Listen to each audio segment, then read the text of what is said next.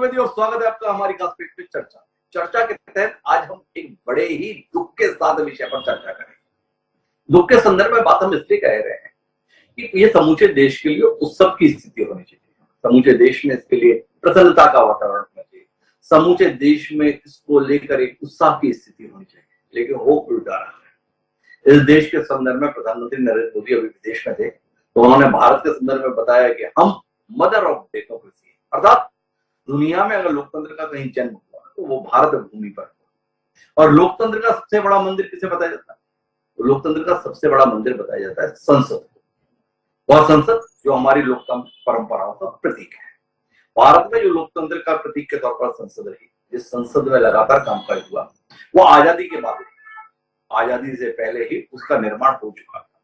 1911 तक ये देश की राजधानी के तौर पर कलकत्ता थी। कलकत्ता से जब नई दिल्ली को एक बार फिर देश की राजधानी के तौर पर बनाने का फैसला लिया गया, तो नए सिरे से दिल्ली को व्यवस्थित किया गया। दिल्ली जिसे लुटियन जोन के तौर पर भी कहा जाता है, वहां पर बड़ी बड़ी इमारतें, छोटी छोटी सड़कें, खूबसूरत किस्म के उद्यान आदि का निर्माण किया गया। उसी के तहत एक भवन तैयार हुआ जिसे हम संसद भवन के तौर पर जानते हैं। इस संसद भवन को 97 साल पूरे हो चुके हैं।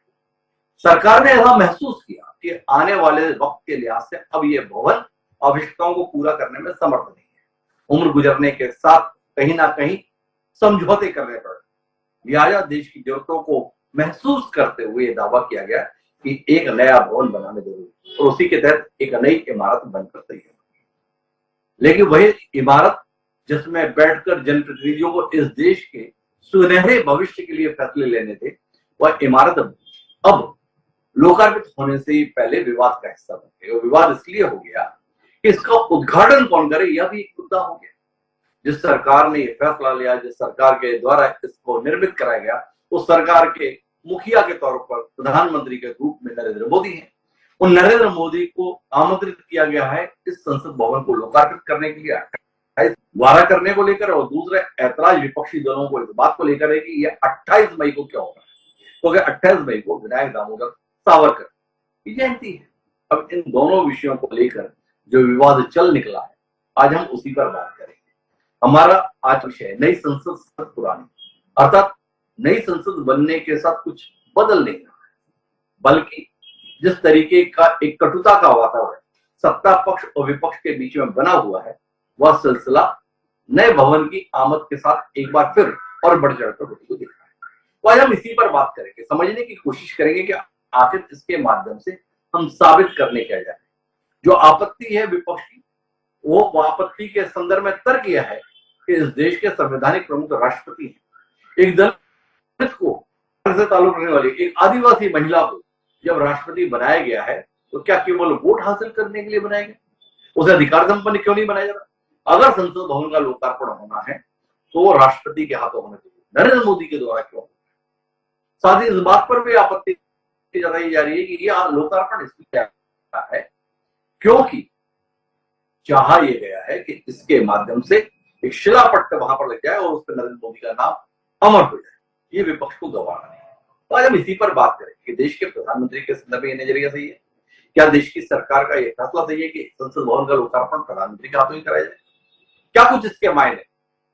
इसको समझ जाने की कोशिश के तहत कई खास मेहमान हमारे साथ जुड़ रहे हैं, उनसे आपका परिचय कराएं और इस तात्कालिक रूप से गंभीर विषय पर कुछ यथार्थ रूप से बातचीत करें। उससे पहले लेकिन समय है आज के विचार सूत्र। हमारा आज का विचार सूत्र इन हालातों के संदर्भ में लोकतंत्र को लेकर हमारा विचार सूत्र ये कहता है कि तानाशाही का सबसे जोरदार हथियार है गोपनीयता, लेकिन लोकतंत्र का सबसे असरदार हथियार है खुलापन। नील्स बोर के द्वारा जो ये बात कही गई वो हमारे देश की डेमोक्रेसी के ऊपर बिल्कुल मुमकिन है। जो भी मन में है वो जुबान पर है, चाहे सत्ता पक्ष या विपक्ष के। ये भी लोकतंत्र की खूबसूरती का ही एक प्रतीक है। इसे लोकतंत्र की खूबसूरती के प्रतीक के तौर पर ही हम देखते हैं। हम इस विवाद को भी लोकतंत्र के कमजोर करने की कोशिश नहीं, बल्कि इस देश में लोकतांत्रिक विमर्श के तौर पर ही देखते हुए चर्चा को आगे बढ़ाते हैं। हमारे साथ इस चर्चा का हिस्सा बनने के लिए 5 खास मेहमान जुड़े हैं। हमारे साथ जिस भारतीय राष्ट्रीय कांग्रेस ने इस विषय को सबसे पहले उठाया और 19 दलों ने सामूहिक रूप से इस उद्घाटन समारोह के बहिष्कार करने का फैसला किया, ऐसी पहल करने वाली भारतीय राष्ट्रीय कांग्रेस की प्रवक्ता के तौर पर अनुमा आचार्य जी आज इस कार्यक्रम में हमारे साथ। हमारे साथ जिस भारतीय जनता पार्टी ने नए भवन का निर्माण कराया, जिस सरकार और जिस सरकार के मुखिया को लेकर भारतीय जनता पार्टी का बड़े से बड़ा नेता से लेकर छोटे से छोटा कार्यकर्ता तक गौरवान्वित महसूस करता है, उस भाजपा का प्रतिनिधित्व करने के लिए प्रखर सांसद संतोष पांडे जी हमारे साथ। हमारा आम आदमी पार्टी का पक्ष रखने के लिए किशोर झा जी हैं। आम आदमी पार्टी इस समय सरकार से बहुत नाराज है, इस कार्यक्रम से भी नाराज है। दिल्ली जहां पर यह संसद बनी है, उस दिल्ली की विधानसभा पर आम आदमी पार्टी का वर्चस्व क्या सोचती है वो जानने में हमारी दिलचस्पी है। और साथ ही तृणमूल कांग्रेस के प्रतिनिधि के तौर पर विजय जी हमारे साथ में जुड़ चुके हैं और इन सब के बीच में तटस्थ राय देने के लिए देश के वरिष्ठ पत्रकारों में शुमार राजकुमार सिंह जी भी हमारे। आप सभी का स्वागत है। चर्चा की शुरुआत हम अनुमाजी से इसलिए करेंगे, वो समझना चाहेंगे आपत्ति क्यों है, और उस आपत्ति को सुने उससे पहले दो बयान सुने। एक देश के गृह मंत्री अमित शाह का, जिन्होंने कहा कि राजनीति चलती रहती है, आइए कार्यक्रम में शामिल हो। और दूसरा मल्लिकार्जुन खड़गे का, जिनके विषय पर एक स्पष्ट राय। एक बार सुने दोनों पक्ष, उसके बाद अनुमाजी से बातचीत की शुरुआत करें। आजादी के अमृत महोत्सव के अवसर पर देश के प्रधानमंत्री जी 28 मई को संसद का नवनिर्मित भवन राष्ट्र को समर्पित करेंगे। एक प्रकार से ये नया संसद भवन प्रधानमंत्री जी की दूरदर्शिता का प्रमाण है,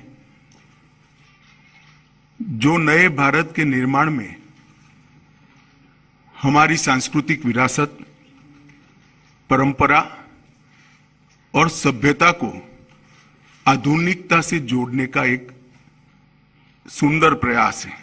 इस नई संरचना को रिकॉर्ड समय में बनाने के लिए करीब करीब 60,000 के आसपास श्रम योगियों ने अपना योगदान दिया है। इस अवसर पर प्रधानमंत्री जी इस सभी श्रम योगियों का सम्मान भी करेंगे। हमने तो भारत सरकार ने सबको विनंती किया है कि आप उपस्थित रहिए, सब अपनी अपनी भावना के अनुसार करेंगे। एक बड़ी भावात्मक प्रक्रिया हमारी पुरानी परंपराओं से नए भारत को जोड़ने की, इसको इतने ही सीमित अर्थ में देखना चाहिए। राजनीति जब प्रधानमंत्री खुद करते हैं, ये राष्ट्रपति करना चाहिए।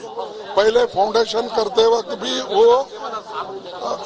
उस वक्त के जो शेड्यूल कास्ट समाज से आए थे, दलित समाज से, उनको फाउंडेशन पे नहीं बुलाया। इस वक्त इस इनॉग्रेशन को भी वो शेड्यूल ट्राइब मुर्मा जी है और ये बोलते हैं हम शेड्यूल कास्ट शेड्यूल ट्राइब, इसको इतना महत्व दिया।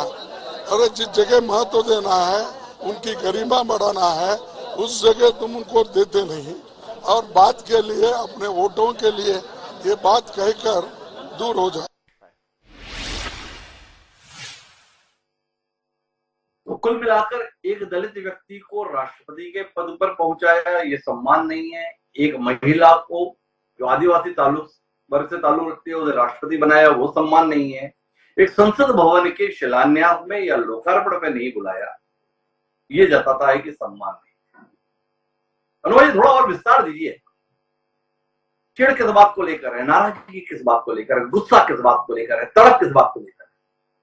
नरेंद्र मोदी बिल्कुल बर्दाश्त नहीं होते, प्रधानमंत्री के तौर पर भी नहीं हो रहे थे, अब बताओ ये संसद भवन का लोकार्पण भी कर रहे हैं, उनके नाम का शिलालेख लग जाएगा। ऐसा भी कुछ पार्टियों के सांसदों ने कहा कि वो अपना शिलालेख लगवाने के लिए ऐसा कर रहे हैं।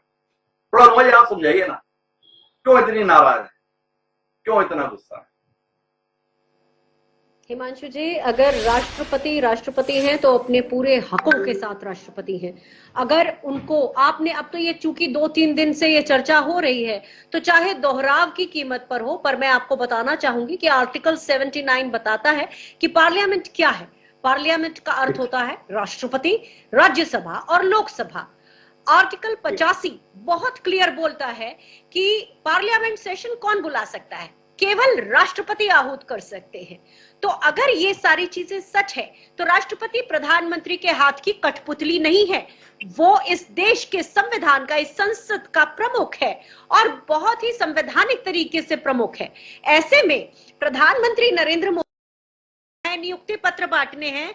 मतलब एक मनोरोग की किस सीमा तक कोई व्यक्ति जा सकता है कि संवैधानिक जो परंपरा है, जो संविधान का मुखिया है, जो हमारी संसद का मुखिया है, उसको पहले भी भूमि पूजन के समय भी दरकिनार किया गया, तब वो राष्ट्रपति कोविंद थे, और अभी राष्ट्रपति द्रौपदी मुर्मू, जिनको केवल चुनावी स्टंट की तरह प्रधानमंत्री ने इस्तेमाल किया उनका, और बार बार ये कहा हमने एक आदिवासी महिला को राष्ट्रपति बनाया, तो हकों के साथ क्यों नहीं?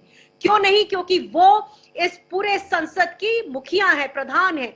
बहुत सीधी सी बात है, बहुत लोकतांत्रिक बात है कि राष्ट्रपति मुर्मू जिस तरह से वो सर्वोच्च सेनाओं के सर्वोच्च कमांडर हैं, और आपको याद दिला दूं 26 जनवरी को इसी वर्ष प्रधानमंत्री ने उनसे आगे जाने की कोशिश की थी।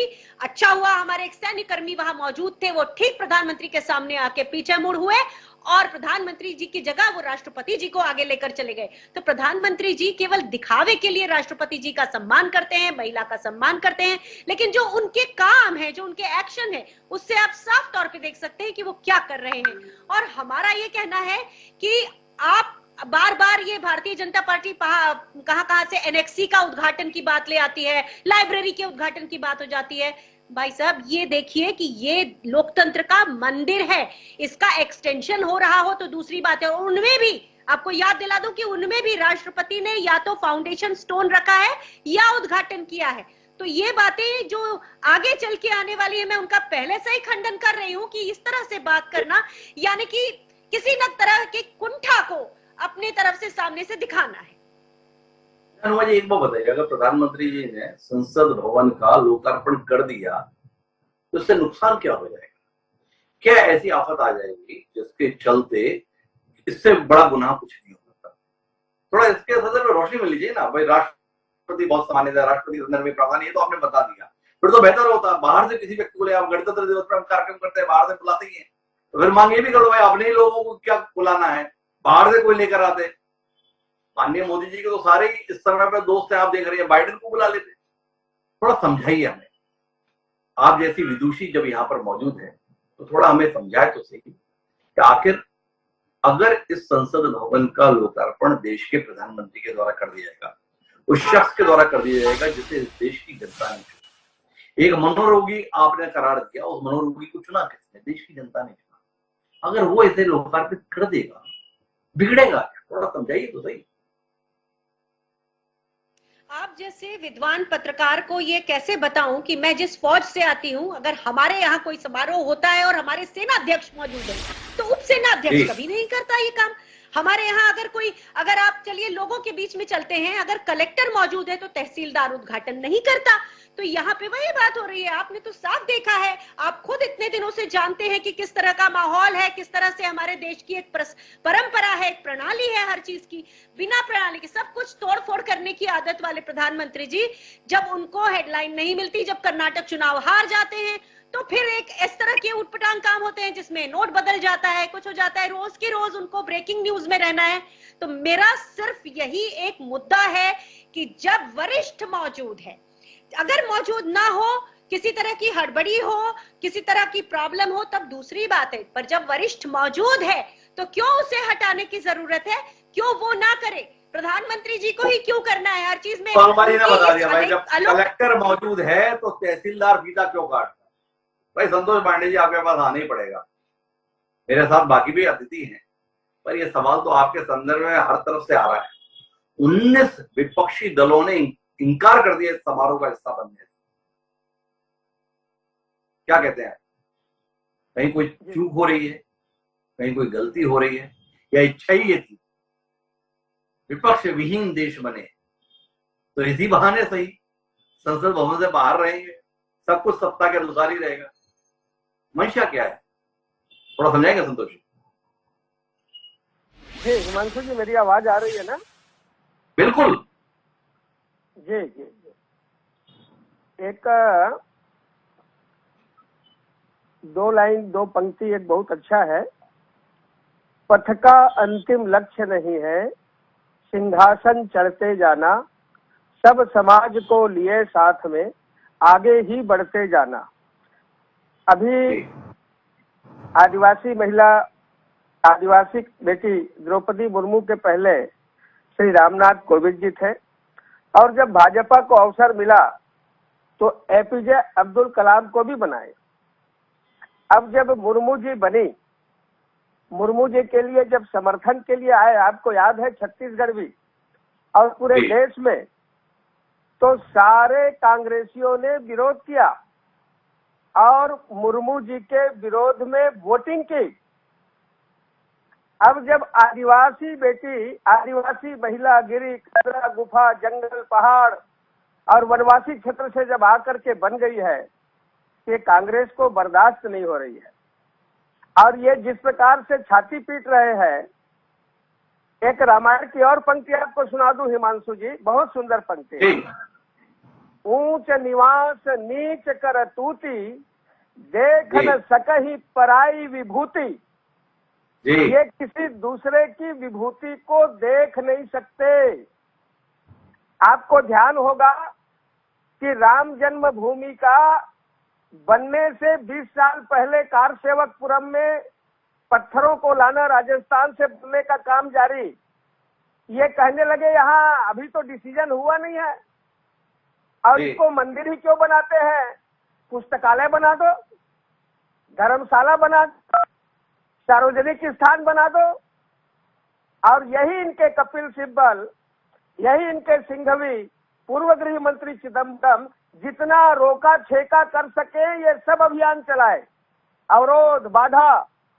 और जो एक शब्द ये जो बोली हमारी बहन कि राष्ट्रपति किसी की कठपुतली नहीं है, और जब कलेक्टर मौजूद हो तो तहसीलदार को उद्घाटन नहीं करना चाहिए। मैं आपको याद दिला दूं बहन अनुभा जी, ये बोरली बांद्रा जो अपना सी के ऊपर जो पुल बना है मुंबई में, उसका उद्घाटन कौन की थी जानते हैं आप? उसका उद्घाटन सोनिया गांधी की। किस हैसियत से की? क्या थी सोनिया गांधी? आप जानते हैं कि जो हमारा रोहतांग पास जो अटल टनल बना है, ये अटल टनल बीआरओ ने बनाया है, मिलिट्री ने बनाया है। और कोई भी बड़े इनके मंत्री, कोई मंत्रालय के लोग नहीं थे, ये स्वयं जाकर के उद्घाटन की। क्या थी सोनिया गांधी, कौन सी हैसियत है उनकी? आज जनता जानना चाहती है। और एक उदाहरण बता दूं आपको, एक नहीं, ये राष्ट्रपति, मैं आपके बात, आप चिंता मत करिए, आप धैर्यपूर्वक सुनिए तो सही। अनुभाई जी, जी संतोष जी, ये कितना सम्मान किए ज्ञानी जैल सिंह जी का, एपीजे अब्दुल कलाम जी का, प्रणब मुखर्जी जी का, प्रतिभा पाटिल जी का। एक एक के 10-10 उदाहरण है, एक उदाहरण नहीं। ज्ञानी जैल सिंह जी जब ऑपरेशन ब्लू स्टार हुआ, उनसे रहा नहीं गया, वो स्वर्ण मंदिर मत्था टेकने चले गए देखने के लिए वहां की स्थिति को। इंदिरा जी आग बबूला हो गई, मेरे से बिना पूछे। और उसके बाद जब इंदिरा जी की हत्या हो जाती है, राजीव जी जब प्रधानमंत्री बनते हैं, जब 1984 का दंगा होता है जिसमें कांग्रेस पार्टी के टाइटलर, धवन, सबके ऊपर दाग लगे हुए आप जानते हैं। और रायपुर में तो नारे लगते थे दत्ता, क्योंकि दत्ता जो है पंजाबी था। कहाँ जा रहे हैं आप? थोड़ा विषय पर रहिए ना। मतलब क्या आप कांग्रेस की परंपरा का अनुसरण करने के लिए सत्ता में, आपको बता दें कांग्रेस ने ठीक काम नहीं किया। अगर राजीव गांधी सेतु का निर्माण हुआ मुंबई में और उसका लोकार्पण अगर यूपीए की चेयरपर्सन सोनिया गांधी के द्वारा किया गया और आपको लगता है ये चीज गलत थी, तो फिर संसद भवन के लोकार्पण के मौके पर माननीय राष्ट्रपति को न बुलाना कैसे जायज ठहराया जाए? तो आपसे समझना ये चाहते हैं विषय क्या है, उसे जानिए। आपत्ति इस बात पर जताई जा रही है कि संसद भवन का लोकार्पण राष्ट्रपति के हाथों होना चाहिए। एक भवन जहां पे सत्ता पक्ष और विपक्ष आमने सामने बैठते हैं और जिसके आगे श्रद्धा से नतमस्तक होते हैं, जो इस लोकतंत्र के अंतर्गत सर्वोच्च है देश की व्यवस्था में, संविधान के तहत, उस राष्ट्रपति को दरकिनार करके संसद भवन का लोकार्पण प्रधानमंत्री के हाथों क्यों? इसका कोई उत्तर तो संतोष पांडे जी आप जैसा प्रबुद्ध सांसद देगा ना। देखिए हिमांशु जी पूरा देश जानता है कि जो संसद भवन है, चाहे वो एनएक्सी हो, पुस्तकालय हो, परिसर हो, और ये सब का जो सर्वाधिकारी होता है वो वहां का लोकसभा का अध्यक्ष होता है। और माननीय लोकसभा के अध्यक्ष जी श्री ओम बिड़ला जी ने और आमंत्रित किया है, इसमें आपत्ति क्या है? इसमें मैं फिर से कह रहा हूं कि जिस प्रकार से ये पहले क्या बोले, शेर का मुख जो है वो थोड़ा सा ज्यादा खोल दिया गया है, हिंसक हो गया है। उसके पहले क्या बोले, इस सेंट्रल विस्टा की क्या जरूरत, अभी क्या जरूरत कोरोना काल में इसको करने की? फिर बोले इतना पैसा खर्चा करने की क्या जरूरत, इसकी तो आवश्यकता ही नहीं थी। ये सेंट्रल विस्टा का ही विरोध कर रहे थे माननीय हिमांशु जी। और ऐसे जितने और तर्क खोजिए, इतने से बात बन नहीं रही। राष्ट्रपति की जगह प्रधानमंत्री क्यों आपने एक तर्क दिया? भाई प्रमुख कौन है? ओम बिड़ला जी है, लोकसभा अध्यक्ष। लोकसभा अध्यक्ष ने तय किया किससे उद्घाटन कराना है, हम और आप होते कौन है जो ये तय करें कि क्यों करा रहे हैं? तो ये तर्क आपका है। इसके अलावा भी कोई और तर्क आपके पास में होता है तो हम वापस आपके पास लौटेंगे। मुझे जाना है किशोर जी के पास में, लेकिन उससे पहले अनुमा जी कोई हस्तक्षेप करना चाह रही थी। अनुमा जी की तरफ से कोई टिप्पणी है तो उनका हस्तक्षेप सुनते हैं और फिर किशोर जी के पास। ये अनुमा जी आप बहुत नाराज हो गई थे। मैं नाराज हूँ क्योंकि बीजेपी के जो प्रबुद्ध सांसद जिनको आप कह रहे हैं वो सोनिया जी के लिए उससे तू तड़ाक इस तरह की भाषा कर रहे हैं। क्या हम आपके प्रोग्राम में इसलिए आते हैं कि तू तड़ाक की भाषा में बात करें? भारतीय जनता पार्टी के लोगों को बात करने की तमीज नहीं है, ये तो मैं आपके सामने कह रही हूं अब, और ये इन्होंने प्रमाणित किया है। अगर सांसद हैं तो अपनी थोड़ी बहुत इज्जत बना के रखें, जिससे कि मैं इनके साथ तू तड़ाक की बातें ना करूं। भाषा की मर्यादा के संदर्भ में अनुमा जी का आग्रह है। संतोष पांडे जी वैसे वाकई प्रबुद्ध व्यक्ति है, आपको विश्वास दिलाता हूं भाई। अब उनके मुंह से उन्होंने किस हैसियत से किया या उसने किस हैसियत से किया, तो निश्चित रूप से अगर उसने शब्द का इस्तेमाल किया तो उनकी ओर से मैं खेद व्यक्त करता हूँ। इस भाषा के हम कभी हामी नहीं है। संतोष जी ने किया तो संतोष जी भी निश्चित रूप से उसमें खेद व्यक्त करते हैं, ऐसा मुझे भरोसा है। पर किशोर जी अभी विषय पर रहते हैं और विषय के संदर्भ में जानते हैं, आप भी खड़े हो गए इनके साथ में। हाँ, हम भी कार्यक्रम में नहीं रहेंगे। जिस कांग्रेस के साथ कहीं खड़े नहीं होते हैं आजकल बड़ी जल्दी खड़े हो जा रहे हैं। क्या बात है किशोर जी? संसद के अंदर समर्थन मिले दिल्ली सरकार के अधिकारों को लेकर, इसके लिए या कोई और वजह? नहीं डॉक्टर साहब, आज दोपहर की एक घटना है, मैं उससे अपनी बात शुरू करूंगा कि संतोष पांडे जी जैसे एक प्रबुद्ध भाजपा के सांसद मित्र हैं अपने, और वो अश्विनी वैष्णव जी के भी बड़े करीबी है जो रेल मंत्री।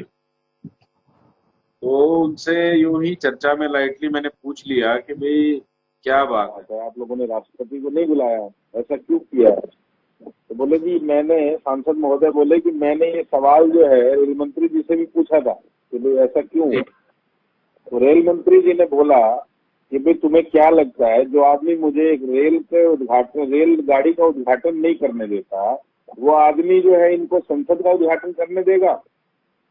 तो ये पूरे मामले का लब्बो-लुआब ये कि एक व्यक्ति जो सेल्फ ऑब्सेस्ड है, एक व्यक्ति जिसको संविधान, जिसको कानून, जिसको संवैधानिक संस्था, वो इतिहास में एक ऑटोक्रेट के रूप में ही सही अपना नाम जरूर दर्ज कराना चाहते। और ये पूरी जो व्यवस्था है, जो संवैधानिक व्यवस्था है, चाहे उनको ये तार-तार करनी पड़े, चाहे ऐसे महान मौके पे, ऐसे ऐतिहासिक मौके के ऊपर देश के सर्वोच्च राष्ट्रपति के हाथों उद्घाटन ना सही, उनको निमंत्रण तक नहीं दिया गया है, उद्घाटन के कार्ड के ऊपर इनका नाम तक नहीं छपा है। इससे बड़ा अपमान एक दलित की बेटी है। मेरे 2-3 सवाल है। लोकार्पण उनसे ना कराया, कम से कम आमंत्रित तो किया जाए। मतलब आप चाहते हैं कि लोकार्पण प्रधानमंत्री करें और उसमें दर्शक के तौर पर माननीय राष्ट्रपति रहे, यही आपका राष्ट्रपति के प्रति सम्मान का भाव है? एक तरफ। दूसरा आपसे जानना चाहता हूँ कि आप सब लोग इतने व्याकुल क्यों हो रहे हैं? एक शख्स जिसने 3 दशक बाद इस देश में वो विश्वास पैदा किया कि स्पष्ट बहुमत की सरकार आई, एक पार्टी की सरकार, और अगर वो व्यक्ति लोकार्पण कर रहा है तो ऐतराज क्या? एक शख्स जिसने एक लंबे अंतराल के बाद लगातार 2 चुनावों में अपनी पार्टी को स्पष्ट बहुमत से जनादेश दिलाया, अर्थात जनता की राय उस नेतृत्व के प्रति आई, वो व्यक्ति अगर लोकार्पण कर रहा है तो ऐतराज क्यों? और तीसरा और आखिरी सवाल, आपने कहा ऐतिहासिक अवसर, तो जिसने ये फैसला लिया कि एक नया संसद भवन बनना चाहिए, जिसने उस निर्णय को क्रियान्वित किया, अगर वो उसको लोकार्पित कर रहा है तो परेशानी क्यों? केवल इसलिए उसका नाम नरेंद्र मोदी है? बिल्कुल, देखिए वो उन्होंने भूमि पूजन किया, उन्होंने तमाम कंट्रोवर्सीज के बावजूद जो है वो इस प्रोजेक्ट के साथ आगे चले। उस कोरोना की भयावह स्थिति के अंदर जो है इन्होंने ऐसे मेगा प्रोजेक्ट को अपनाया जबकि देश आर्थिक मंदी की गिरफ्त में था। लेकिन ये सारी चीजें जो है ये इनके, क्योंकि ये 2 बार चुनाव जीते हैं, इससे जस्टिफाई नहीं हो सकती। क्योंकि हिटलर भी, जो जर्मनी के तानाशाह हिटलर थे, वो भी चुनाव जीत कर अपने समय के सबसे प्रमुख और सबसे प्रसिद्ध और सबसे लोकप्रिय नेता थे। लेकिन अंततः उन्होंने उसको 2 हिस्सों में बांट दिया। पूरे विश्व के अंदर जो है ये सिद्धांत अरविंद केजरीवाल के संदर्भ में भी रहेगा ना, क्योंकि हम जितनी सराहना इस संदर्भ में माननीय नरेंद्र मोदी जी के प्रति करते हैं, उतना ही सम्मान हम माननीय अरविंद केजरीवाल को भी देते हैं। उन्होंने दिल्ली में कमाल किया। डरते हो ना आप उतना ही अरविंद केजरीवाल से भी, जितना नरेंद्र मोदी जी के संदर्भ में डर रहे हो कि तानाशाह आने वाले समय में ऐसा हो सकता है, अरविंद केजरीवाल से भी उतना डर लगता है। और एक और सवाल कर मैं चलूंगा विजय जी के पास। रोज उपराज्यपाल की इज्जत का जुलूस निकालते हैं और आज राष्ट्रपति की बड़ी चिंता कर रहे हैं सम्मान की। क्या बात है किशोर, थोड़ा इस पे भी टिप्पणी हो ही जाए कि संविधान में जी, राज्यसभा और लोकसभा का जी, मेन स्तंभ राष्ट्रपति को बनाया जी, तो हमारे मोदी जी संविधान को ताक पे रख दिए हैं, सुप्रीम कोर्ट का ऑर्डर नहीं मानेंगे। भाजपा के लोग बोल रहे हैं जी, कि एनेक्सी में इंदिरा जी ने उद्घाटन किया, पुस्तकालय वहां पर उद्घाटन राजीव गांधी ने किया। लेकिन मैं आपको बताऊं कि एनेक्सी का उद्घाटन इंदिरा जी ने किया, लेकिन शिलान्यास जो है बीबी गिरी जी ने किया, तत्कालीन राष्ट्रपति। उसके बाद में आप आ जाइए पुस्तकालय संसद का, पार्लियामेंट का, उसका शिलान्यास राजीव गांधी ने किया, लेकिन उसका ओपनिंग भी महामहिम राष्ट्रपति तत्कालीन के.आर. नारायणन जी ने किया। भाजपा के लोग बोल रहे हैं प्रधानमंत्री ओपनिंग करता है तो मोदी जी कर रहे हैं, तो क्या है? तो वहां देखिए, एक काम राष्ट्रपति जी ने किया, दूसरा काम प्रधानमंत्री जी ने किया। लेकिन यहाँ पर शिलान्यास भी नरेंद्र मोदी जी ने, तब गोविंद हमारे दलित नेता महामहिम राष्ट्रपति थे। आज ओपनिंग के समय हमारी दलित और आदिवासी महिला द्रौपदी मुर्मू महामहिम है, उनसे भी आपने दोनों काम आप करेंगे, दोनों का सब तल जो लगेगा साइन बोर्ड वो नरेंद्र मोदी जी का लगना चाहिए। तो ये क्यों? आप दिल्ली में, मेरा एक सवाल है आपसे, आपने ऑर्डर, मैं एक सवाल करना चाहता हूँ विजय जी, कि संसद भवन में एक शिलापट इतना महत्वपूर्ण है क्या? देश के इतिहास में लिखा जा रहा है कि नरेंद्र मोदी 26 मई 2014 से आज तक प्रधानमंत्री हैं, 2024 तक का हालात दिख रहे हैं। इसके बाद किसी और शिलापट की जरूरत है क्या? एक सवाल तो मेरा ही है। और दूसरा, जिन विपक्षी दलों ने अपने अपने राज्यों में राज्यपाल का जीना हराम किया हुआ है, आज आपको बड़ी चिंता हो रही है राष्ट्रपति के सम्मान के साथ खिलवाड़ हो रहा है। भाई, वो जगदीश धनखड़ आंसू निकाले रहते थे आपकी सरकार में ममता बनर्जी के नाम पर, वो विधानसभा में दरवाजा तक नहीं खुल रहा था उनके लिए। तो थोड़ा समझना मुश्किल हो रहा है कि आप लोग वाकई संविधान के तहत जो पद पर बैठे हुए लोग उनके सम्मान की चिंता कर रहे हैं, या नरेंद्र मोदी के प्रति जिद इतनी है, नाराजगी इतनी है, खींच इतनी है, खिसियाट इतनी है, गुस्सा इतना है, आवेश इतना है, इसलिए बर्दाश्त नहीं हो रहा कि ये आदमी ऐसा क्यों कर रहा है? राज्यपाल जो है, जो विरोधी सरकार है केंद्र की, उसको चलने में असुविधा पैदा कर रहे हैं। ऊपर राज्यपाल देखिए दिल्ली में क्या कर रहे हैं, ऊपर राज्यपाल से करवा रहे हैं, बंगाल में करवा रहे हैं, अब बिहार में करवा रहे हैं, आप तो जहां डबल डेकर सरकार नहीं है वहां आप अपनी मनमानी कर रहे हैं, राज्यपाल के द्वारा परेशान कर रहे हैं। आपको मालूम है बंगाल का 1,15,000 करोड़ रुपया बाकी है, जी केंद्र सरकार नहीं दे रही है। क्यों नहीं दे रही है? हमारा 7,000 करोड़ रुपया 103 में बाकी है। आवास योजना में सर पे छत 24 तक हो जाएगी, छत नहीं है लोगों के। 11 लाख से बेसी लोग का पैसा हमारा ड्यू है, लेकिन नहीं दे रहे हैं मोदी जी। 1,17,000 करोड़ रुपया बाकी। क्यों? आपका पैसे का अभी विषय नहीं है विजय जी, अभी तो अपन इस आयोजन पर रहते हैं। आपसे जानना ही चाहता है क्या राहुल गांधी आपके नेता हो गए? क्या ममता बनर्जी आखिरकार मानने को तैयार हो गई कि राहुल गांधी ही नरेंद्र मोदी का मुकाबला कर सकते हैं? इस विषय को सबसे पहले उठाने वाले राहुल गांधी, और राहुल गांधी को मिला है 19 विपक्षी दलों का समर्थन।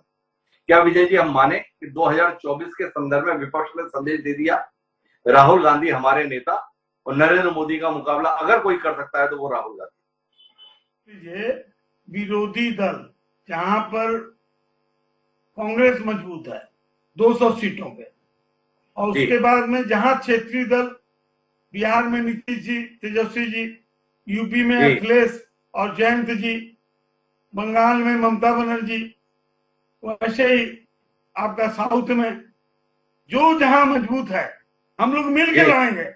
आप निश्चिंत रहिए, नेता प्रधानमंत्री कौन होगा क्या होगा हम लोग ठीक बैठ के ठीक कर लेंगे।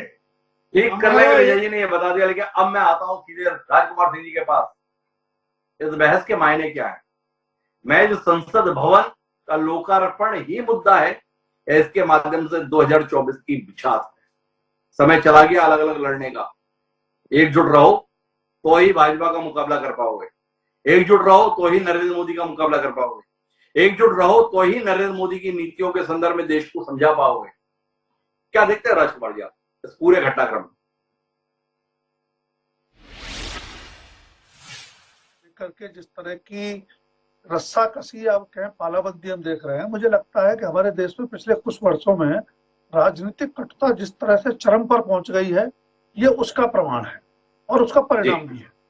दूसरा, जैसा आपने कहा 2024 पर सबकी नजर है और विपक्ष को लगता है कि 2024 से पहले अपनी एकजुटता के प्रदर्शन का, अपने शक्ति के प्रदर्शन का जो भी अवसर मिले वो नहीं गंवाना चाहिए। लेकिन मैं दूसरी बात कर रहा हूं कि नए संसद भवन को लेकर के इस तरह की राजनीतिक कटुता, इस तरह का राजनीतिक विरोध विश्व के सबसे लोकतंत्र के लिए तो बहुत सम्मानजनक स्थिति नहीं है, कोई बहुत अच्छी तस्वीर पेश नहीं करता है और उस स्थिति से बचने की कोशिश सबको करनी चाहिए। यह सही है कि नए परिसीमन के बाद सदस्यों की संख्या बढ़ेगी, बड़े भवन की जरूरत होगी और भवन रातों रात नहीं बनता, तो आपको एक दूरगामी योजना के तहत उस दिशा में कदम तो बढ़ाना पड़ेगा और जो उस समय की सरकार होगी वही फैसला लेगी। आदर्श स्थिति हो सकती थी इस फैसले में बाकी दलों को भी शामिल कर लिया जाता, उनसे राय ले ली जाती, लेकिन सरकार को फैसला तो लेना होगा। दूसरी बात, विवाद पहली बार नहीं हो रहा, जैसा आपने भी जिक्र किया और एक साथी और भी जिक्र कर रहे थे। फैसले का विरोध हुआ, शिलान्यास का विरोध हुआ, कोरोना काल में जो भारी भरकम खर्चा इस पर होने जा रहा था उसके चलते विरोध हुआ और डिजाइन पर भी सवाल उठे। लेकिन जहां तक उद्घाटन का सवाल है, मुझे लगता है कि एक तो 28 मई की जो तारीख रखी जी, वो कहीं ना कहीं एक राजनीतिक संदेश देती है।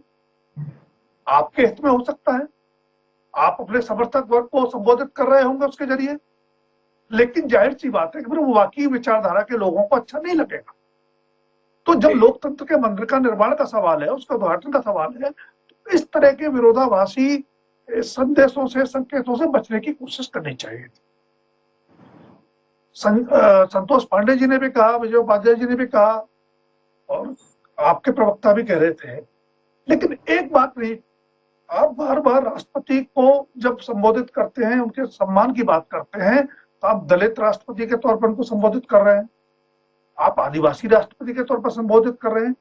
क्या आप विश्व के सबसे बड़े लोकतंत्र के संवैधानिक प्रमुख का मान सम्मान बढ़ा रहे हैं? पद की गरिमा है, व्यक्ति कौन है, किस समुदाय से आता है, इससे क्या फर्क पड़ता है। देश के सर्वोच्च पद पर संवैधानिक प्रमुख है देश की। दूसरी बात, आपका विरोध संवैधानिक प्रावधानों को लेकर है या समुदाय या वर्ग विशेष के राष्ट्रपति को आमंत्रित नहीं किया गया।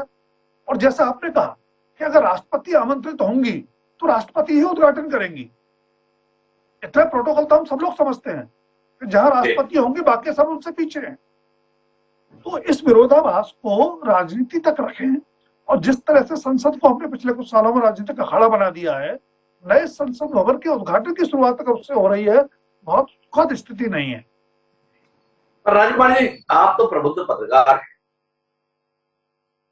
राष्ट्रपति नहीं, प्रधानमंत्री लोकार्पण करेंगे। हर फैसले के पीछे कोई कारण होता है। अपने अनुसार हनुमा जी कारण निकाल रही है, अपने अनुसार किशोर जी कारण निकाल रहे हैं, अपने अनुसार विजय जी ने भी कारण बताने की चेष्टा की। संतोष जी ने तो एक ही कारण बताया, भाई जैसा माननीय लोकसभा अध्यक्ष ओम बिरला को लगा उन्होंने बुलाया, अब बुलाया है तो इनकार थोड़ी कर देंगे। पर आपको क्या लग रहा है, क्यों, किस लिए? तकनीकी रूप से तो संतोष पांडे जी ने सही कहा। संसद के सर्वोच्च पदाधिकारी स्पीकर हैं, लोकसभा अध्यक्ष, उन्होंने आमंत्रित किया है, तकनीकी रूप से सही है जी। इसमें भी दो राय नहीं है कि संवैधानिक प्रमुख राष्ट्रपति है। और अनुमा जी जो आर्टिकल 79 का जिक्र कर रही थी, या बाकी एक प्रवक्ता ने भी किया, बहुत स्पष्ट है कि हमारे यहाँ संसद की परिकल्पना क्या है। राष्ट्रपति है, दो सदन है, एक राज्यसभा है, एक लोकसभा है, वो ठीक है। लेकिन हमें यह नहीं भूलना चाहिए कि उसी संसद में जो सदन के नेता होते हैं, लोकसभा में जो प्रत्यक्ष रूप से निर्वाचित सदन है, वो प्रधानमंत्री है। तो ऐसा नहीं है कि कोई बहुत बड़ा असंवैधानिक काम होने जा रहा है, या प्रधानमंत्री लोकसभा या संसद के नए भवन का उद्घाटन नहीं कर सकते। अब आप जो कह रहे हैं इसके पीछे क्या है? पीछे वही है जो सारे प्रवक्ता देखने की कोशिश कर रहे हैं और दिखाने की कोशिश कर रहे हैं। प्रधानमंत्री की लार्जर देन लाइफ जो छवि है, जो विराट छवि है, बनी भी है, बनाई भी गई है। भाजपा उस पर मुग्ध है, होना भी चाहिए। 3 दशक बाद अगर किसी व्यक्ति के चेहरे से और नाम से प्रचंड बहुमत आपको मिल गया अकेले दम, तो आपको उस व्यक्ति पर प्रसन्न होना चाहिए, मुक्त होना चाहिए। लेकिन वही समस्या अपोजिशन को अपने भविष्य के लिए नजर आती है। जब तक मोदी के विराट व्यक्तित्व आप सवाल के अनुसार नहीं लगा पाएंगे, उस छवि को खंडित नहीं कर पाएंगे, तब तक 2024 में चाहे आप एकजुट होकर उतरे, आक्रामक होकर उतरे, बात बनेगी नहीं। तो इस पूरे प्रकरण के विरोध में, पूरे विवाद के मूल में सिर्फ और सिर्फ राजनीति है, लेकिन कोई एक पक्ष उसके लिए जिम्मेदार नहीं है। सत्ता पक्ष ने अगर थोड़ी सी सदाशयता दिखाई होती, समझदारी दिखाई होती, तो इस विवाद की नौबत नहीं आती। राज्यपाल जी ने बहुत स्पष्ट तरीके से मूल्यांकन किया है। बीच में कोई हस्तक्षेप हनुमा जी ने करना था, हालांकि मुझे बातचीत भी हनुमा जी से करनी है, तो पहले हनुमा जी का हस्तक्षेप सुनते हैं और उसके बाद आगे की बातचीत करते हैं। जी हनुमा जी। जी हिमांशु जी, 2-3 बातें हैं। पहली चीज तो ये कि संसद और सरकार में फर्क है। संसद सरकार के प्रभाव में ना आए, इसीलिए संसद की अपनी सैंक्टिटी रखी गई है। तो संसद की जो प्रमुख हैं वो संसद का उद्घाटन करें, इसमें क्या राजनीति हो सकती है? पहला सवाल। दूसरी चीज, आप कह रहे थे कि एकजुट रहो तो बीजेपी का मुकाबला कर पाओगे, ऐसा आप विपक्ष को कह रहे हैं। पर कर्नाटक में विपक्ष एकजुट तो नहीं हुआ था, जनता ने खुद अपना निर्णय लिया था। तीसरी बात, जो बीजेपी के प्रवक्ता कह रहे थे कि हम राष्ट्रपति का अभी क्यों, उस समय हम विरोध कर रहे थे, हम विरोध भी इसीलिए शायद कर रहे थे कि जो हमारा डर था वो अब सच हो गया। राष्ट्रपति जी की राष्ट्रपति पद पर लाकर उनकी अवमानना ना हो, यही हमारा डर था। वो केवल जरा ध्यान से समझिएगा और सुनिएगा भी कि जब राम मंदिर का भूमि पूजन हुआ था, तब भी तत्कालीन महामहिम को उससे दूर रखा गया था। तो इस सब को आप क्या कहेंगे? भारतीय जनता पार्टी और खास तौर पे नरेंद्र मोदी जी, जिनका व्यक्तित्व बहुत ज्यादा महिमा मंडित करके बनाया गया, 8,000 करोड़ का खर्चा हुआ उनका प्रचार करने में, उनकी इमेज मेकिंग में, उसके साथ में ये कहा गया कि वो इतने बार चुनाव जीत रहे हैं, अब उन सब मुलम्मों के उतरने का समय है। आपने देखा पहले हिमाचल प्रदेश में उतरा वो मुलम्मा, फिर उतरा कर्नाटक में, अब मध्य प्रदेश में उतरेगा। छत्तीसगढ़ में तो चढ़ा ही नहीं था तो वहां उतरने का सवाल ही नहीं उठता, लेकिन वहां पर भी दोबारा कोई नरेंद्र मोदी जी नहीं आ रहे। फिर हम हरियाणा में देखेंगे और क्या पता मिजोरम में भी देख लें। तो कुल मिला के बात यह है कि मेरे जो 2-3 बातें कि संसद और सरकार में फर्क है, संसद को सरकार के प्रभाव में ना रखा जाए और उसकी अपनी सैंक्टिटी होती है, अपनी उसकी पवित्रता होती है। दूसरी चीज ये कि राम मंदिर के भी भूमि पूजन से राष्ट्रपति को दूर रखा गया। और तीसरी चीज जनता निर्णय करेगी, क्योंकि नरेंद्र मोदी जी कोई लार्जर देन लाइफ नहीं है। हम तो यही कहेंगे कि लगा लो जोर, तुम चाहे जितना तानाशाही के लिए, हम भी पुरजोर लड़ेंगे जमहूरियत की बहाली के लिए। बहुत सुंदर पंक्तियां बोली हनुमान जी आपने, पर क्या करें, अभी यहाँ पे भाषण थोड़ी होना है, यहाँ पर तो तर्क पे बातचीत होनी है। आपने कुछ तर्क दिए हैं, उनको लेके सवाल है। आपने कहा कर्नाटक में हम जीते, विपक्ष कहाँ एकजुट था। तो कुल मिला के माने कि देश में एकजुट विपक्ष की जरूरत नहीं है। खाम में नीतीश कुमार जो है अपनी एड़ियां घिस रहे हैं, खाम में शरद पवार इतनी मशक्कत कर रहे हैं, ये ममता बनर्जी खाम में बयानबाजी कर रही है, तो कोई दिक्कत की बात नहीं है, कांग्रेस अकेले लड़े। दूसरा आपसे जानना ये चाहता हूं कि भाई आपने, चूंकि नरेंद्र मोदी इस संसद भवन का लोकार्पण कर रहे हैं, इसलिए लोकार्पण समारोह का बहिष्कार कर दिया। अब इस संसद भवन को बनवाया भी नरेंद्र मोदी जी की सरकार ने ही है, लोकार्पण भी वही कर रहे हैं, शिलान्यास भी उन्होंने किया था। तो आपसे जानना ये चाहते हैं कि संसद भवन में बैठने तो जाएंगे ना, कि चूंकि उन्होंने किया है तो उद्घाटन में भी नहीं और अब इसके किसी सत्र में भी नहीं। तो थोड़ा इसमें भी स्पष्टता हो जाए कि नाराजगी कहां तक रहने वाली। जी Hanuman ji. Mother of democracy में इतना बड़ा काला धब्बा लगेगा कि जब विपक्ष नहीं केवल एक प्रधानमंत्री जाके उसका उद्घाटन कराएंगे। ये इतिहास में लगने वाला काला धब्बा है। एक और बात आपको बताना चाहती हूं कि प्रधानमंत्री जी के अंदर, देखिए मैं ना ये कहते हुए मुझे शर्मिंदगी होती है, लेकिन ऐसे प्रधानमंत्री जिन्होंने प्रजातंत्र जैसे ही हमारे देश में आया तो पंडित नेहरू ने राजदंड को संग्रहालय में रखवा दिया था। अब इस उद्घाटन में प्रधानमंत्री जी की बड़ी इच्छा है कि वो राजदंड हाथ में ले लें, यानी कि खुद ही डिक्लेयर कर रहे हैं कि जी मैं तो तानाशाह हूं, मैं इस लोकतंत्र की कोई परवाह नहीं करता। तो कुल आपको जो इतनी बातों का लब्बो लुभाव ये है कि प्रधानमंत्री एक परंपरा का पालन नहीं करना चाहते, प्रधानमंत्री हर नियम को तोड़ना चाहते हैं, हर पद्धति से किनारा करना चाहते हैं, संस्कृति का तो वो सम्मान करते ही नहीं है, ये हम उनके घर के उदाहरण से देख सकते हैं। और महिला का अपमान तो उनके एक चुटकी में हो जाता है। महिला सम्मान की जितनी कहानी है वो केवल इसलिए होती है कि प्रचार हो, चाहे वो सेनाएं हो, चाहे वो आज हमारे देश की महामहिम राष्ट्रपति हो, जिनको वो 26 जनवरी में भी आगे जाने से रोकना चाहते थे, लेकिन उस समय हमारे सेना अधिकारी ने ये नहीं होने दिया। सारी बात कहीं पर मेरी इस बात को उत्तर नहीं दिया भाई, क्या ये विरोध जो है वो केवल उद्घाटन समारोह तक रहेगा या आगे भी कुछ इसका और स्वरूप बनेगा? विचार कर लेगा तो शायद हमें बताएंगे। पर संतोष पांडे जी को लगता है कि अब उनके पास में कहने के लिए काफी कुछ इकट्ठा हो गया है। जी संतोष जी, क्या हुआ? कोई नया तर्क मिला आपको? प्रधानमंत्री जी क्यों, नरेंद्र मोदी जी क्यों? माननीय हमारे विश्लेषक महोदय ने बहुत अच्छी बात कही है। और वास्तव में पहले तो मैं अनुभा जी को बता दूं कि आपने कहा कि नरेंद्र मोदी जी और महिलाओं का अपमान करते हैं, चूकते नहीं, और राजदंड की बात उन्होंने कही। तो बहन अनुभा जी, अपने आदिवासी राष्ट्रपति, अब तो देश के राष्ट्रपति है, ठीक है, मैं मान लिया, आप भी मानते हैं। जब राष्ट्र के राष्ट्रपति हैं तो राष्ट्रपत्नी कहने वाले कौन है आप जानते हैं? आपको याद दिलाऊं, एक बार नहीं, लगातार राष्ट्रपत्नी कहा। उसके लिए जब हो हल्ला हुआ, सदन से लेकर के बाहर तक सब सड़कों में जब चर्चा हुई, हम सबने विरोध किया कि माफी मांगना पड़ेगा करके लोकसभा के अंदर। तब आपके जवाबदार लोकसभा के नेता विपक्ष अधीर रंजन चौधरी को अंत में माफी मांगना पड़ा। आपके जो पवन खेड़ा है, आपका यहाँ जब राष्ट्रीय अधिवेशन हो रहा था तो देश के प्रधानमंत्री हैं, इतना विरोध मत करिए कि विरोध में किसी का किसी प्रकार का विरोध हो। प्रधानमंत्री के पिता के जगह में आपने उद्योगपति का नाम लिया और आप किस मुंह से इस प्रकार की बात करती है? और रही बात जो राजदंड की बात की जा रही है, उसे राजगोपालाचारी जी के और वार्ता करके उन दोनों नेहरू जी और वार्ता किए राजगोपालाचारी जी ने, और उन्होंने कहा उस समय लॉर्ड माउंटबेटन को, लॉर्ड माउंटबेटन ने कहा कि ऐसी कौन सी चीज है जिसे मैं, जो हमारी भारत की सांस्कृतिक विरासत परंपरा और जो उसके प्रतीक है, जो नेहरू जी को सौंपा जाए और मिल करके चर्चा करके जो ये राजदंड है इसे उन्हें प्रदान किया गया था नेहरू जी को, और वो पहले संसद भवन में था, किंतु आपको उसमें सांप्रदायिकता झलकी।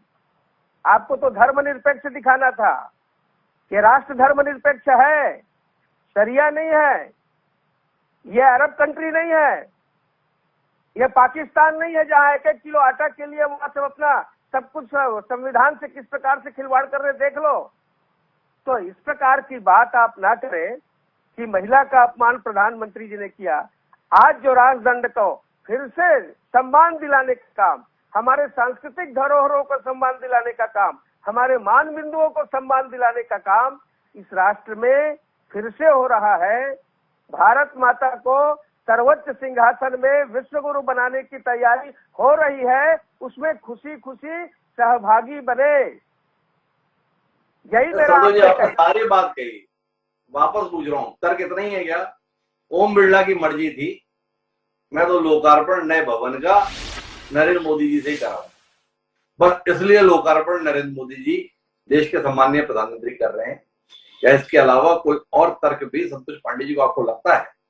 नरेंद्र मोदी नहीं तो कौन और करेगा? उनको करना चाहिए था, वो कर रहे हैं। इसके अंदर प्रबुद्ध सांसद कुछ तो कह रहे हैं, केवल ओम बिरला की मर्जी पर रहमो करम पर रह गया पूरा मसला, वो खामखा में इतना बवंडर मच रहा है। माननीय हिमांशु जी, लोकतंत्र का मंदिर लोकसभा है, और लोकसभा का सबका नेता, जनता का नेता, चुने हुए जितने भी जनप्रतिनिधि हैं उसके लीडर प्रधानमंत्री हैं, और प्रधानमंत्री को अधिकार है और ससम्मान विधिवत जिस प्रकार से निमंत्रण आमंत्रण दिया गया है वो क्यों नहीं कर सकते? ये विवाद का विषय ही नहीं दिया है भाई। देश का चुना हुआ सबसे बड़ा नेता देश का प्रधानमंत्री होता है। नरेंद्र मोदी जी देश की चेन का सबसे बड़ा बिंब है, इसलिए वो लोकतंत्र के मंदिर का लोकार्पण करेंगे। अब बोले किशोर जी, आपको कुछ ऐतराज हुआ इस बात पर? आपका ऐतराज सुने। डॉक्टर साहब, मैं इस चीज से इतर बात करना चाहूंगा। संतोष पांडे जी, माननीय सांसद जी जो है, वो प्रधानमंत्री का सम्मान करें लेकिन राष्ट्रपति का अपमान ना करें, महामहिम का अपमान लाइव ना दें आपके दर्शकों के सामने। क्योंकि अगर प्रधानमंत्री जी देश के चुने हुए नेता हैं, तो अगर डायरेक्टली इलेक्शन प्रधानमंत्री जी का हुआ है तो इनडायरेक्टली आपने भी राष्ट्रपति जी को वोट देके, आपके थ्रू जनता ने राष्ट्रपति जी को वोट देके उनको चुना है, और वो अनइलेक्टेड नहीं है, वो भी इलेक्टेड है, इनडायरेक्टली ही सही, लेकिन उनके पास भी जनता का मत है।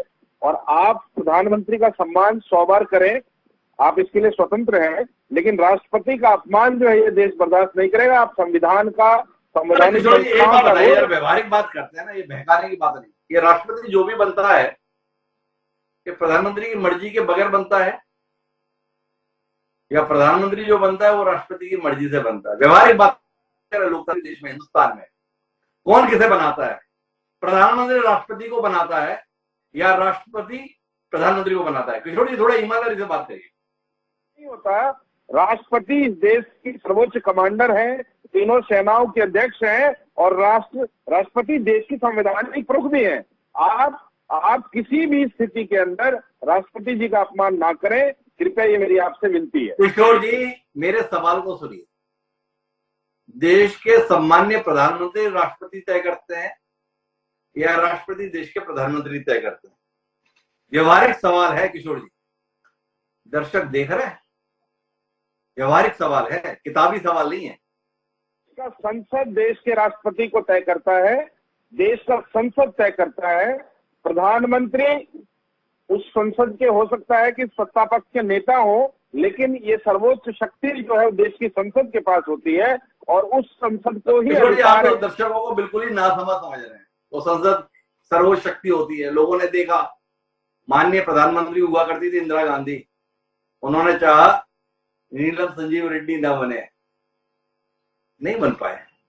आज तक देश के प्रधानमंत्री की मर्जी के बगैर कोई राष्ट्रपति बन पाया हो 75 साल के इतिहास में दिखा तो नहीं। विचार कीजिएगा किशोर जी मेरे इस सवाल के संदर्भ में कार्यक्रम के बाद। लेकिन मैं वापस आना चाहता हूं विजय उपाध्याय जी के पास। और विजय जी, आपसे जानना चाहता हूं, हनुमा जी ने मुझे उत्तर नहीं दिया। विरोध, नाराजगी, बहिष्कार केवल उद्घाटन समारोह तक रहेगा या इस बिल्डिंग में बैठेंगे भी नहीं? आप क्या सोचते हैं विजय जी? ममता बनर्जी तो बड़ी साहसी किस्म की महिला है। कांग्रेस हीरो से जीरो हो गई बंगाल में, और ममता बनर्जी तो आज तक है। क्या बोलती है दीदी इस विषय में? हीरो से जीरो बहुत लोग हुए, और आगे भी और होंगे, आगे भी भविष्य में भी होंगे, इतिहास में भी हुए हैं। तो ये तो समय बताएगा कौन क्या होगा नहीं होगा। लेकिन हम 19 दल ने निर्णय लिया है कि हम लोग उद्घाटन समारोह का बहिष्कार करेंगे। जी, अगर राष्ट्रपति जी ने उद्घाटन किया तो हम लोग शामिल होंगे। अगर राष्ट्रपति जी ने उद्घाटन नहीं किया, माननीय मोदी जी ने उद्घाटन प्रधानमंत्री जी ने किया, करने आए, तो हम लोग बोल चुके हैं कि हम लोग शामिल नहीं होंगे। अरे विजय जी, उसके आगे का बताइए ना। प्रधानमंत्री जी ने उद्घाटन कर दिया जिस भवन का, जो आप नहीं चाहते थे, तो उस भवन में आगे बैठेंगे या नहीं बैठेंगे, या उस भवन में कदम नहीं रखेंगे? हिमांशु जी आप बात कर रहे हैं, ये तो सच्चाई है कि संसद भवन में जाना है, जाएंगे। लेकिन एक तो इतिहास तो हो जाएगा। जो हमारी बहन बोल रही थी कि विपक्ष सारा बाहर था। सत्ता पक्ष और विपक्ष दोनों इतिहास रचना चाहते हैं। सत्ता पक्ष के संदर्भ में ये बात कही जा रही है कि उन्होंने इतिहास बना दिया, नया भवन बना दिया, मोदी जी ने इतिहास रच दिया, और उस भवन के लोकार्पण समारोह का बहिष्कार कर दिया। हनुमा जी ने भी बताया, विजय जी ने भी बताया, हमने भी इतिहास रच दिया। जब ऐसा भव्य आयोजन हुआ हमने उसका बहिष्कार कर दिया। ये इतिहास रचने की होड़ देश को इतिहास तो ना बना देगी, ये डर हम जैसे नागरिकों को हो गया। इस पर कुछ कहिए ना। ये सत्ता पक्ष और विपक्ष लोकतंत्र को सींचने के स्थान पर उन जड़ों को उखाड़ने में लग गया, ऐसा महसूस होने लगा। जो कटुता की बात आपने शुरुआती दौर में कही थी, वो घृणा में तब्दील हो रही है। नरेंद्र मोदी के प्रति अब नाराजगी नहीं, नफरत कहीं ना कहीं विपक्ष के बयानों से, बातों से दिखती है। और कमोवेश वही नफरत, वैसी ही नाराजगी सत्ता पक्ष की राहुल गांधी या कांग्रेस के संदर्भ में दिखाई देती है। कहां ले जाएगी देश को? में अपना नाम बनाने की, इतिहास में दर्ज होने की जो महत्वाकांक्षा पुरानी है, उसमें बुराई भी नहीं है। लेकिन इतिहास में आप किस रूप में दर्ज होना चाहते हैं, इतिहास में आप किस रूप में याद किए जाएंगे, वो ज्यादा महत्व। ऐसा ना हो कि इतिहास में दर्ज होने के चक्कर में आप आने वाली पीढ़ी के लिए कुछ ऐसी घटनाएं, कुछ ऐसी परंपराएं छोड़ जाएं जिन पर वो गर्व ना कर पाए। मोदी के कार्यकाल में, प्रधानमंत्री काल में नया संसद भवन बन रहा है, भव्य बन रहा है, वो एक अलग इतिहास होगा। लेकिन 19 विपक्षी दल उस लोकतंत्र के मंदिर के उद्घाटन से बाहर रहेंगे, बहिष्कार करेंगे उस तौर पर, ये एक अलग तरह का इतिहास होगा। लेकिन जो बार बार कह रहे थे कोई नहीं होगा, अकेले मोदी करेंगे, मुझे लगता है तकनीकी रूप से वो भी गलत है। बीजू जनता दल शामिल हो रहा है, जगन मोहन रेड्डी की वाईएसआर कांग्रेस शामिल हो रही है, और अभी तक की जानकारी है बहुजन समाज पार्टी भी शामिल हो रही है। लेकिन मैं फिर कहूंगा, अपनी भूमिकाओं को, अपनी महत्वाकांक्षाओं को इतना बड़ा नहीं बना लेना चाहिए कि जब वो इतिहास में दर्ज हों तो शायद कल को आपको भी प्रायश्चित हो और आने वाली पीढ़ियों को तो सब प्रायश्चित होगा ही। राजकुमार सिंह ने जो बात कही वो बड़ी महत्वपूर्ण है। इतिहास में दर्ज तो राम है, और राम के साथ रावण भी है। आप अपने आप को किस रूप में दर्ज कराना चाहते हैं? क्या इतिहास में दर्ज करा के खुश हो लेंगे? इतिहास में दर्ज पृथ्वीराज चौहान है और साथ साथ जयचंद भी है। आप अपने आप को जयचंद बना के खुश हो लेंगे? इस देश के राजनेताओं को विचार करना होगा। आखिरी टिप्पणी के लिए मैं एक बार फिर संतोष पांडे जी के पास आना चाहता हूँ। शायद उनका कुछ मन बदला हो, चाहे कुछ उनकी रणनीति बदल गई हो, उनकी टिप्पणी मिलनी चाहिए। जी संतोष जी, आखिरी टिप्पणी इस कार्यक्रम की आपके द्वारा। पहली बात तो सर, जिस प्रकार से कहा गया कि राष्ट्रपति का मैंने अपमान किया, ये जैसे केजरीवाल दिल्ली में है, उसके चेला भी यहाँ छत्तीसगढ़ और हिंदुस्तान में वही डीएनए है इनका। और जिस प्रकार से ये अच्छी बात नहीं है कि जो बात, और मेरी इनकी वार्ता इस प्रकार की कभी हुई नहीं है। इन्होंने पहले भी कहा मैं बोलना नहीं चाह रहा था। और दूसरी बात, आदरणीय हिमांशु जी, मैं फिर से दोहरा रहा हूं कि जितने भी पूरे हिंदुस्तान में लोकसभा में सबके नेता माननीय प्रधानमंत्री जी हैं, स्पष्ट बहुमत है, जनता ने उन्हें सब प्रकार से बहुमत दिया है, इस राष्ट्र के राष्ट्र नायक है, और माननीय बिड़ला जी ने उन्हें आमंत्रित किया है, जो विधि के अनुसार उन्होंने किया है। इस राष्ट्र की इच्छा है, राष्ट्र की ये मन को भी जानना चाहिए और सबकी इच्छा है। ये जो कह रहे हैं कि ये इस प्रकार से करेंगे, ये विरोध करेंगे, ये विरोध कहाँ नहीं किए हैं। ये तो पेगासस में पीट गए, हिडनबर्ग में पीट गए, शाहीन बाग में पीट गए, किसान में पीट गए, तो और नया मुद्दा क्या हो सकता है। तो हिमाचल बोलेंगे कर्नाटक में आप पिट गए, हिमाचल में आप पिट गए, तब क्या करेंगे। तो इसलिए पिटने पिटाने की बात नहीं है संतोष जी।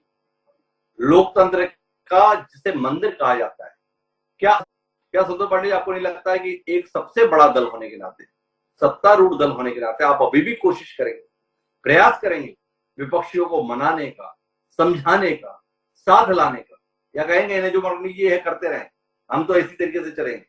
क्या उम्मीद कर रहे हैं संतोष जी आपकी पार्टी से? सबको आमंत्रण गया है, माननीय ओम बिरला के तरफ से गया है।